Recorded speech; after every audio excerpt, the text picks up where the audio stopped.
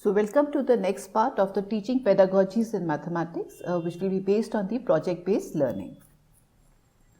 But before we go to the project-based learning, let's understand that what do we mean by learning.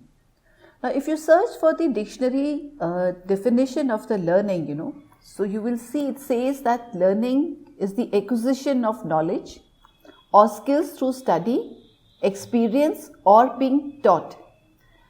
But somehow, in the recent years, what we have generally seen is that learning is less of, skills through study or experience, but it is more about, being taught.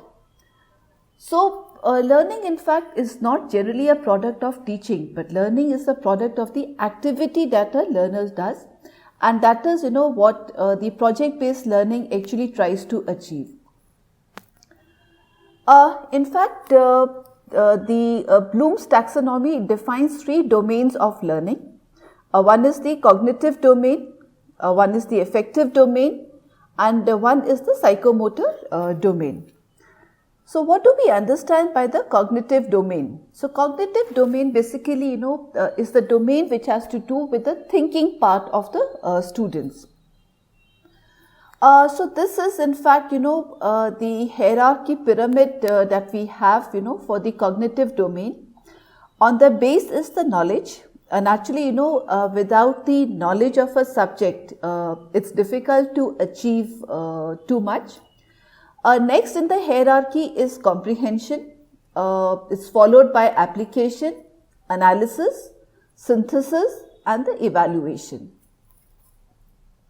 So, knowledge, it includes the ability of the learner to recall the data or information, and it is associated, with the understanding of remembering.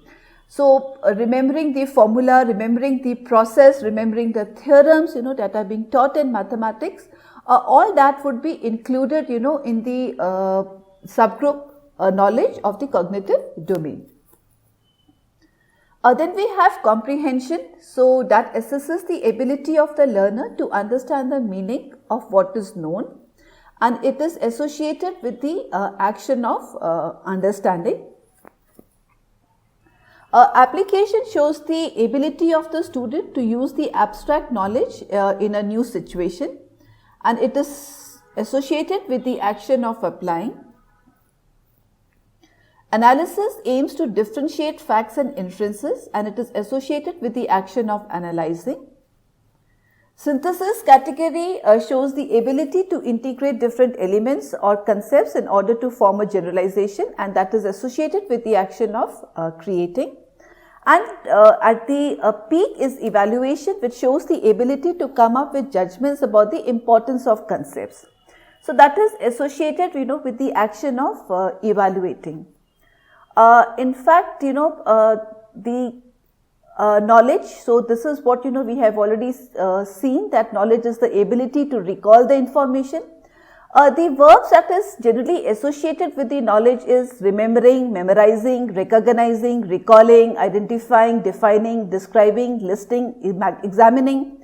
And the questions, that checks the cognitive domain of a student is, what are the steps involved in say proving a theorem, what are the three main points of, or what is the statement of a theorem, all that will come under the subgroup knowledge of the cognitive domain.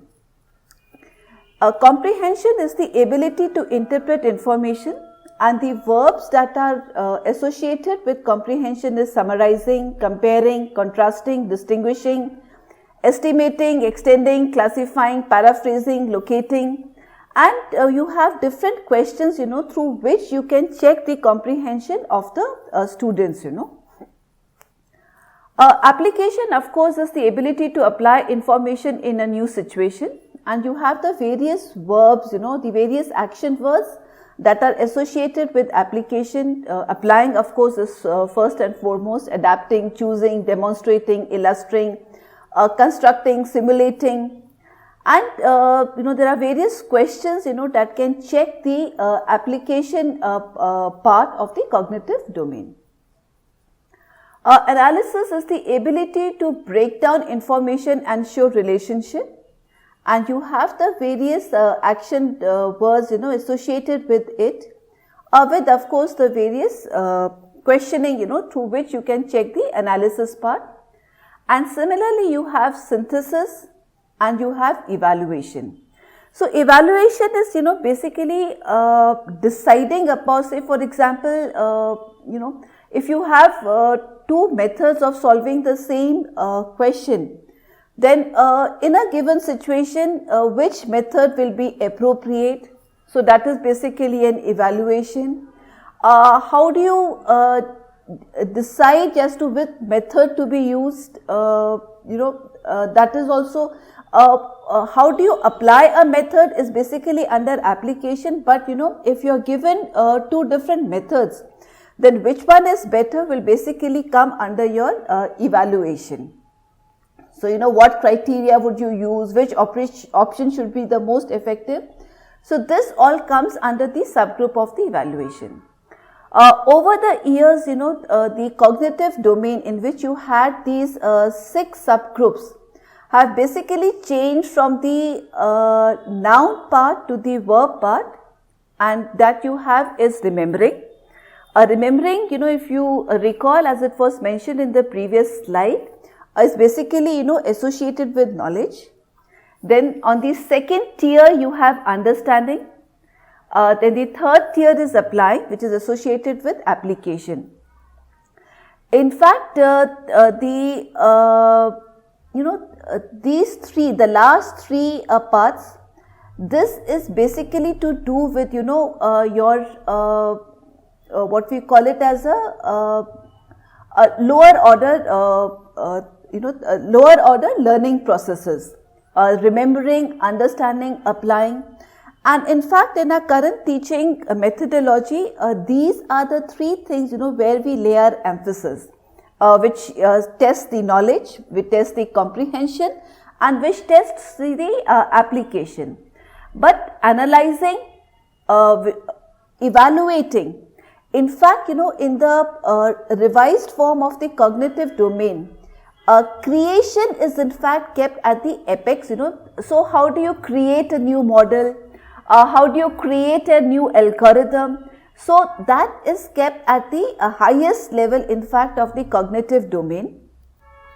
And if you see this hierarchy, so basically most of the students, should, in fact, ideally should be that all the students must fall within the lowest base of this pyramid, which is remembering. That means they should have the knowledge. And as you keep rising higher up in the pyramid, the number of students in each subgroups will naturally start decreasing out over here. And,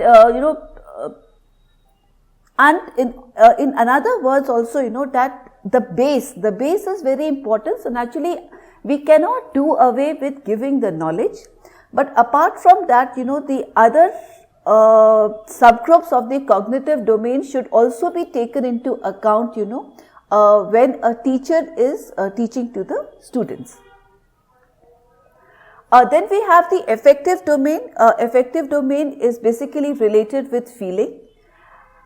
And the pyramid associated with the affective domain consists of these 5 subgroups: receiving, responding, valuing, organization, and characterization.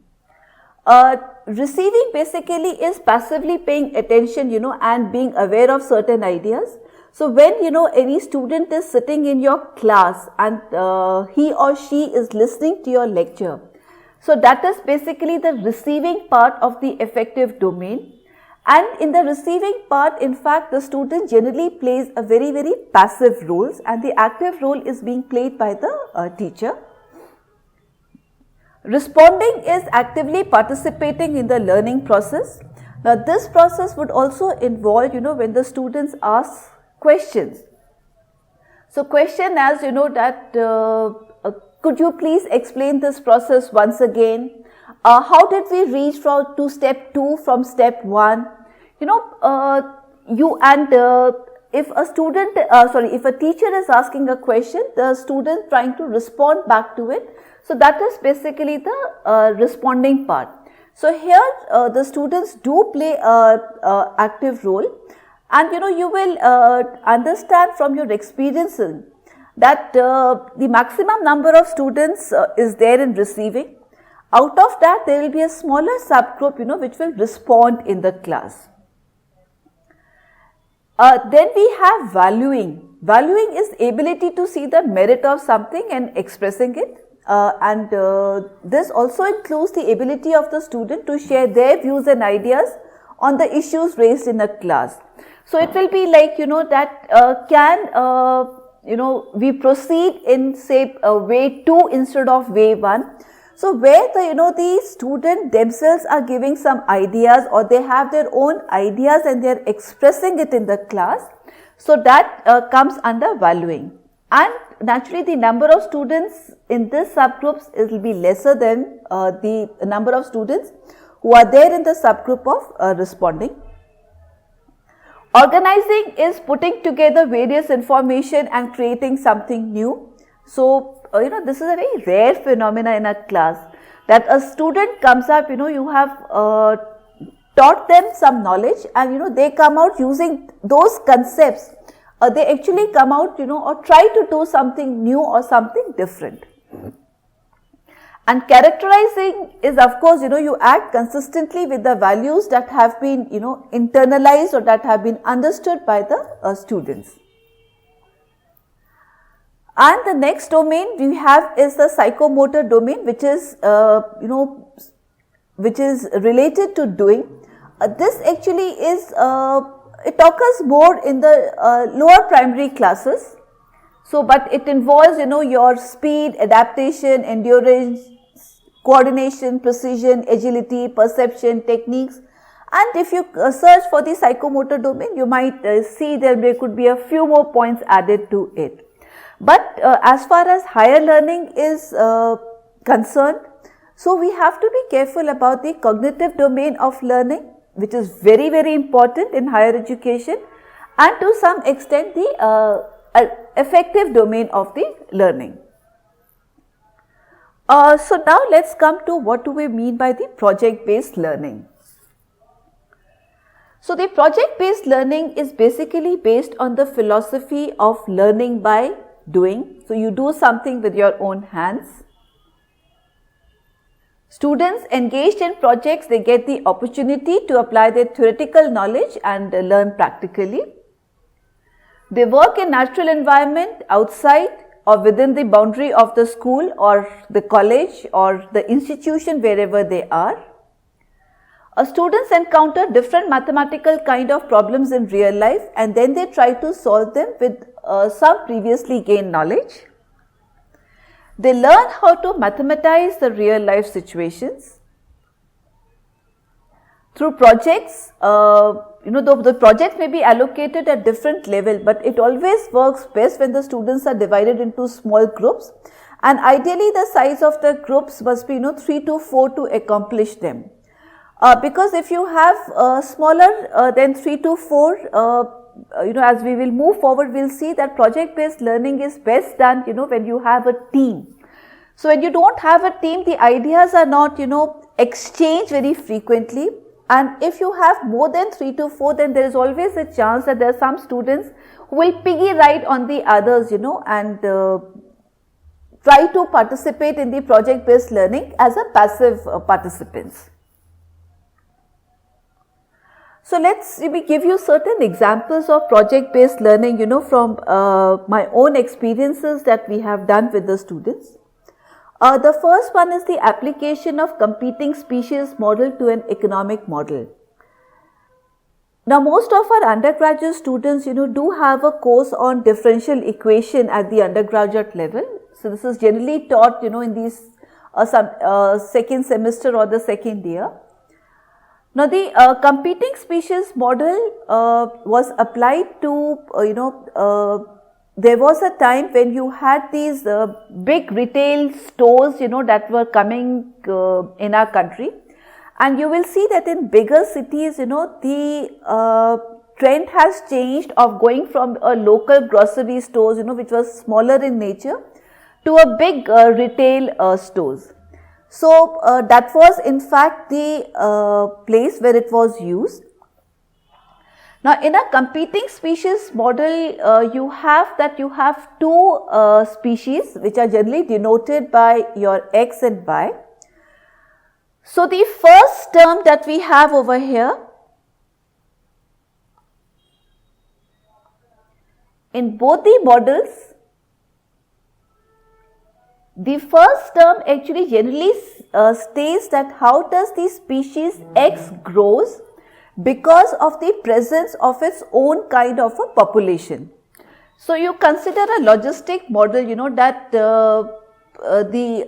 in case the second species was absent, that means in case Y was not there, then X will have a logistic growth model, where K1 is your what we call it as a saturation level. That means that as time t will tend to infinity, your X in fact will approach your parameter K1. The second term that we have over here is basically that how does the population of the species X vary when you have the presence of the second species Y. So, because of the interaction, since they are competing species, so because of the presence of the other, so there will be a tendency that the population of X is going to decrease. So, therefore, you have the term minus B into X into YT. So, it is basically that for every value of Y, there will be certain decrease in X. So, when you combine these two terms, you have that how is my species X going to change in the presence of the second species, and analogous to that you have the rate of change of the second species Y. Now, in the textbooks, these are generally given as a biological model. So, the scenario that is generally constructed is that suppose you have two competing species, you have say lions and the tigers, and they are competing for the same food source, which could be say some herbivorous animals.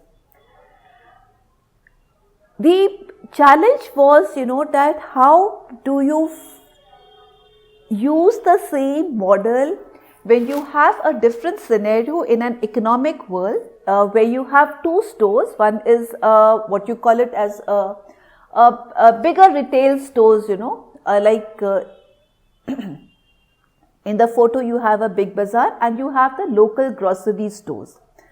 Now, naturally the items in both of them are generally similar. You could have grocery items like your lentils, your rice, you can have certain the household items, like in this case there are buckets, then there are certain napkins, and so on and so forth. Now, both the markets, the bigger retail shop and the local grocery stores, they will only thrive for the on customers. So, your customers are, where are the customers getting more attracted? Are they getting more attracted to go to a bigger retail shop, or are the customers getting attracted, or they have the convenience of going to a local grocery stores? So, you have X as the number of the local grocery stores that are there in a community. Y is of course the retail stores that are there in the community, and you have the similar model. Now comes the challenge. Generally when such questions are given in the textbooks, you are asked to solve or give a qualitative solution for these kinds of problems, where the values of the known parameters A, B, so A is the rate of growth of your species X in the absence of Y, C is the rate of growth of the population Y in the absence of X, B is how is the species X affected by the species Y, and similarly for D, K1, K2. So, you have a model over here with 6 unknowns A, B, C, D, K1, K2, and in a totally unknown area, where you have a local market or a local grocery stores and a retail stores. How do you find out the values of A, B, C, D, K1, K2 present your solution and then give an analysis in a terms, which will actually make people understand that whether such bigger retail stores are going to, overcome your grocery stores, will the grocery stores will be wiped out, or will the, the bigger retail stores, they will not have the profit and they are going to move out.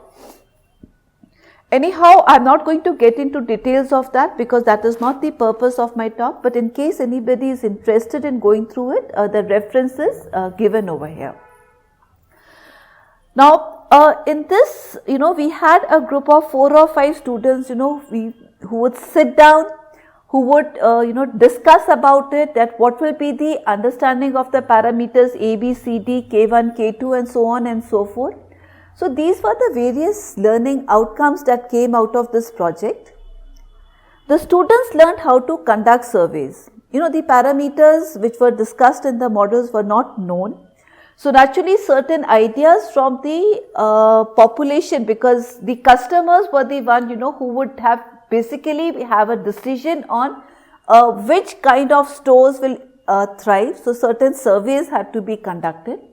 Now, to conduct those surveys, relevant questionnaires were to be prepared. One is an idealistic, way of forming the questionnaires, but the students then learned, that certain questions are relevant, certain questions are irrelevant. In fact, just try to look forward to your own experiences. If somebody comes to you for a survey, a general trend is you do not want to spend too much time. You prepare a very neat formatted questionnaire, it doesn't work out all that way. So, in fact, one intrinsic property that the students learned basically was how to communicate, with the people to gather information. Having done that, how do you interpret those parameters? Because what is the physical significance of these parameters that are coming? Only then will you be able to estimate the parameters and use the statistics that has been obtained after conducting the surveys. And then of course you interpret the outcome of the model and you present your solution. So, these were the various learning outcomes, that came out of this project where we apply the competing species model to an economic model. The second example, I wish to take up with you is the analysis of earthquake response on the structure of a building. There is in fact in a book by Penny and Edwards, there is a reference that in Mexico City there was an earthquake in 1985 where in fact the shorter buildings were collapsed and the taller buildings, they stood erect. Because a general perspective, that we have in mind is that in case, we have an earthquake, the taller buildings would be more unstable than shorter buildings, and they would fall off easily rather than a shorter building. But a reverse phenomena was observed in the Mexico City. So, how do you do a mathematical model for that? So, there is a mathematical model given which is based on your, the equation for a spring or a simple harmonic motion that you have. But of course, when you do the differential equation for a spring, you have only one particle. So, it is a single second order differential equation. Here that second order differential equation is converted to a system of second order differential equation. And then of course, when we start teaching them about the homogeneous equations, we tell them that the solution is of the form of some constant into e power lambda.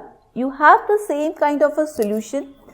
So, you see how you start moving from in the class you are doing only one second order differential equation. So, when you have a system of differential equations second order, how do you use the same concept and try to generalize? So, of course, it leads that your lambda has to be an eigenvalue of a particular matrix, and then of course, there is a whole lot of an analysis that follows. The textbook basically gives, this kind of the building one, where you have that each floor is of the same nature, and in this reference, there were 3 students again involved into it. They considered that, what if the building is pyramidal in nature, inverted pyramidal, and there are examples of that. So if you if you're interested into it, you can read this journal and see, there are examples given, real life examples given, where you have the shape of the building in this. This is your hexagonal shape, this is your X cross shape, and along with this, there is a term which is, the resistive force is also considered, and some external force F is considered, and the whole analysis, that goes into it, the extra mathematics that goes into it, So the students then try to also move beyond their textbooks, and try to see that, in that particular topic, like in this example, it was differential equation, how your linear algebra is involved. How do you have, the effect of your singular matrices, your eigenvalues, how do you determine that, what will be the range of the eigenvalues. So, all that went into, when this project was discussed with the students. The next example that I would like to discuss is a graph-based ranking strategy for the automated text summarization. So, this in fact, evolved from the graph theory course. So, the extraction, so you have the whole idea was that a certain text is given to you and you want to make a summary, what we used to call it initially as it was a précis writing basically. So, how do you extract automatically, the relevant portion from the text?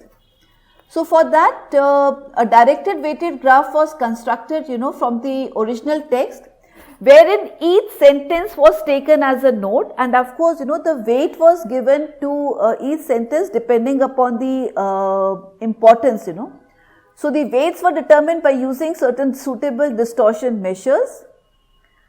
A ranking algorithm was used to compute the most important sentences that should be present in the summary. And of course, this is, you can look at this reference over here. It is, cited quite well, this paper. Now, these were certain examples, just to given to you that these were all the undergraduate students, basically of second year and third year, who were put in together, depending upon their various expertise.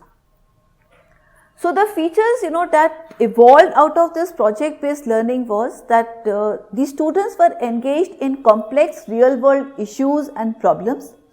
Like in the first case, you found out that you have that in a locality, if there is a retail store and there is a local grocery stores, after, a certain period of time, which one are going to thrive, can both of them coexist together or not.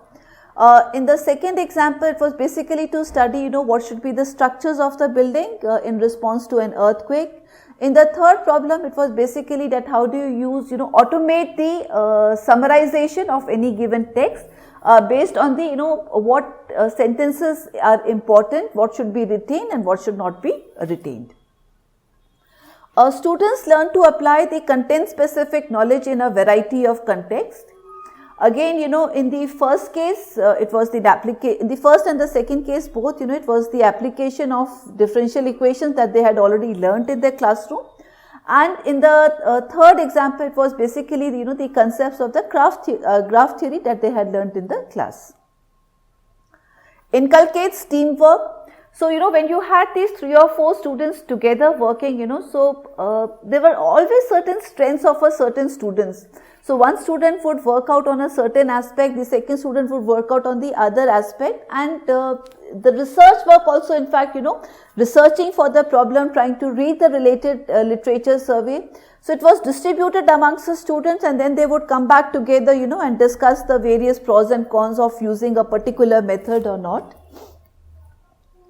foster array of skills needed for their adult lives and careers. The teamwork is absolutely important because you learn to, to be agreeable to disagree on certain concepts.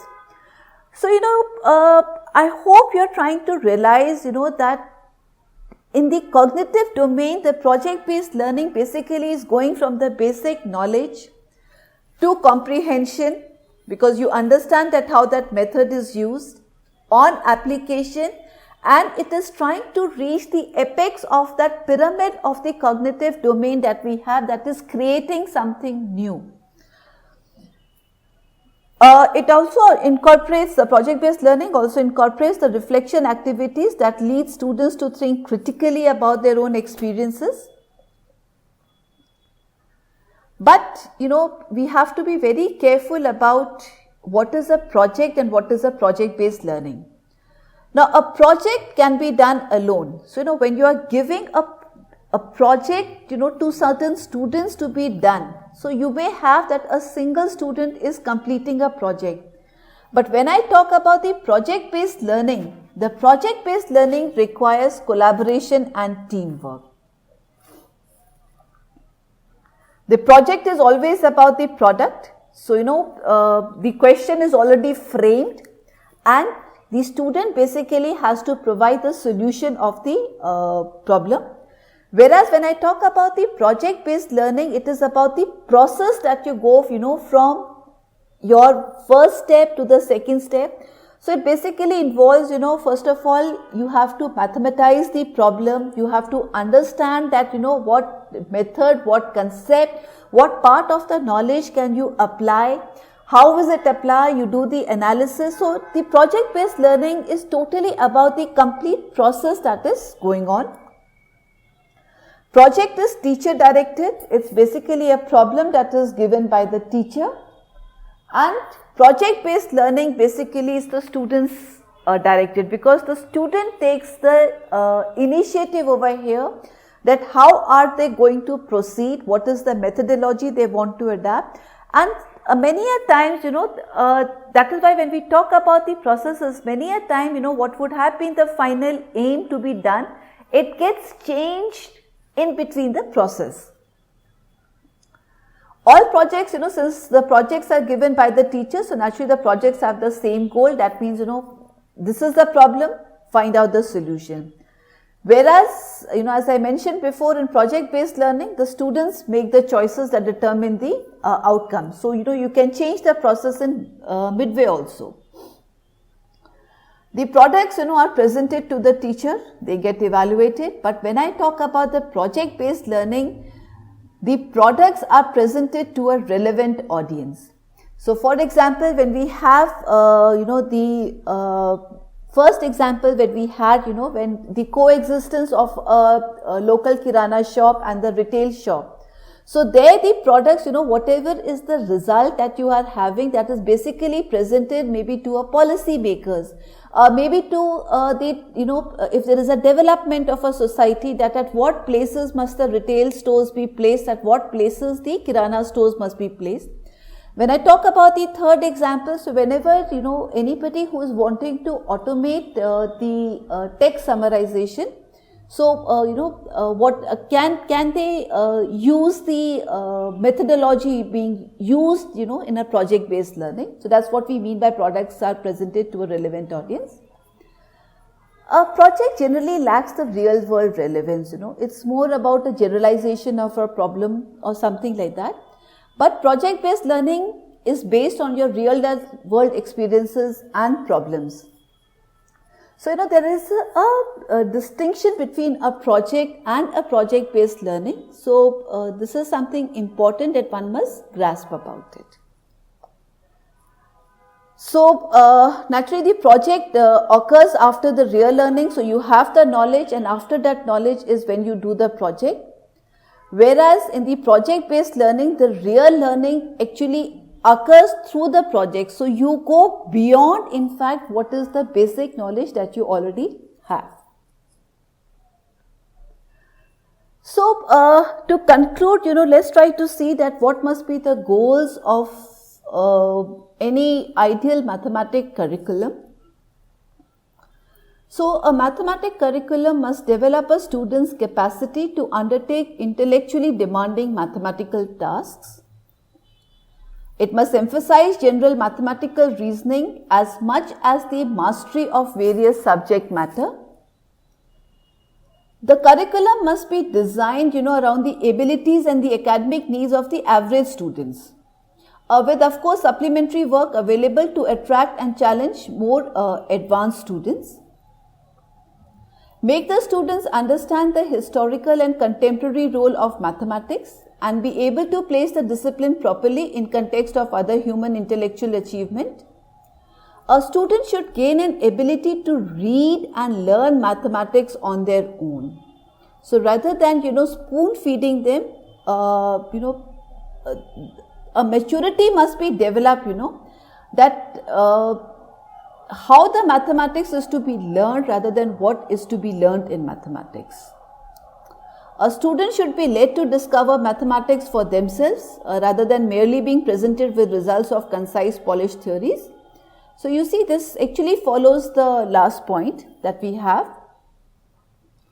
The approach to most topics should involve an interplay of applications, problem solving and theory. Applications should motivate theory so that theory is seen as student as useful and enlightening.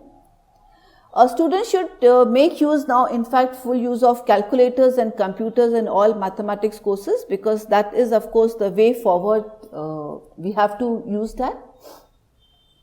Applications and modelings must be included in a non-trivial way in most college level mathematical sciences courses, and employ strategies that encourage students reading, writing. Now, writing is in fact a very important aspect, one needs to develop because, we have had students who can understand mathematics, who have the ideas, but when you ask them to, present it in form of, maybe a blog, maybe a research paper, maybe an article. So most of the students lack that ability. So that must be encouraged and to reflect back, onto what has been taught to them. Students, should be asked to make oral and written presentations. A non-original paper always serves the dual purpose. This is something that, we have been doing with the students because this in fact, having oral and written presentations helps, to improve the reading, writing and the reflection ability of a student. And this also helps, to develop the communication skills, and introduce pedagogical flexibility.